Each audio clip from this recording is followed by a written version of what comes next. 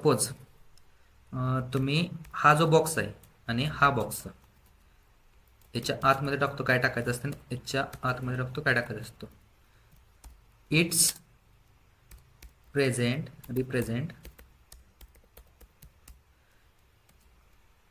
For digits और characters.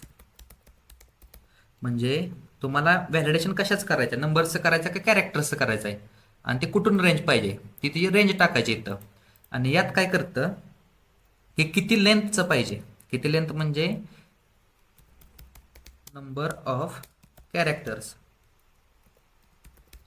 म्हणजे max length म्हणतो ना तशा टाईपमध्ये नंबर ऑफ कॅरेक्टर्स तेवढेच लागतात, त्याच्यापेक्षा कमी पण चालत नाही आणि जास्त पण चालत नाही.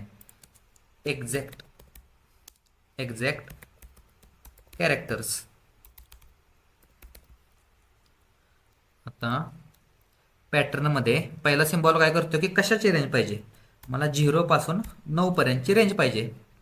आणि नेक्स्ट जो कर्ली ब्रेसेस आहे त्यात काय सांगतो की किती रेंज पाहिजे, यात मला पाहिजे 10 फक्त. सेव्ह केलं, तुमचा पोर्ट पहिला क्लोज केला आणि गो लाईव्ह केलं.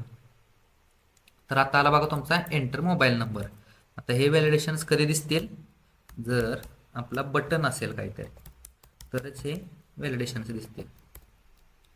यात मी काहीतरी टाकतो, एस ओके काहीतरी असं टाकलं तर काय म्हणते, please match the requested format, अशा टाईपमध्ये त्यानं डायरेक्ट एरर दिला. आता हे व्हॅलिडेशन कशाला लागली, ज्यावेळेस आपण हे बटन सबमिट करतोय ना, तर हे सबमिट केल्यानंतर याच्यावरती हा पॅटर्न जो आहे कीवर्ड, पॅटर्नची प्रॉपर्टी आहे ती त्याच्यावरती अप्लाय होते.